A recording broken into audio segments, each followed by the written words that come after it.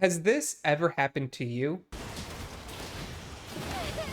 What the f is that damage? That's right, defense is very important, and especially in Monster Hunter where fights can take anywhere up to 20 to 30 minutes to kill the monster. You really don't want to spend that much time fighting a monster only to fail because you fainted 3 times. Monster Hunter is a very good case where a good defense actually makes for a much better offense. Hi, it's GooberTroy here, and I just want to take a moment to welcome you to my Monster Hunter Guide series. This series is intended to help new players understand the various mechanics introduced in Monster Hunter so that they have a better experience. And in today's video, we are going to be talking about defense. But first, if you haven't already, please consider hitting that subscribe button. It's totally free and it really helps you stay notified when I release more Monster Hunter videos in the near future. Defense comes in 2 forms primarily.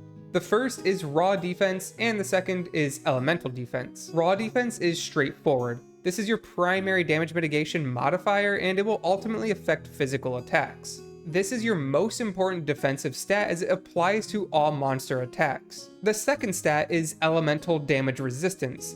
This will further mitigate some damage of the respective element, assuming that resistance number is positive. You see, armor elemental resistances can actually go negative. If you do go negative, this results in monsters dealing increased damage of that elemental type to you. This means you want to craft armor pieces with a good amount of defense, but also the correct elemental resistances for the monsters you're hunting. But armor isn't the only thing that can bolster your defense. There are also skills that come into play here, and I just want to highlight a few. First is Divine Blessing, which is an RNG skill, but it's extremely powerful in that it reduces damage received by 50% at max level. Even though it's a proc, it's still frequent enough that it's really effective at keeping you alive. Next, there are also skills that increase your raw defense. At lower ranks, this can be a valuable option, but I usually skip these in favor of some other skills of higher value. One of these higher value defensive skills is something like Evade Window. This skill will actually increase your invulnerability frames of your dodge to make it somewhat similar to that of a Souls game. On one final note about defense,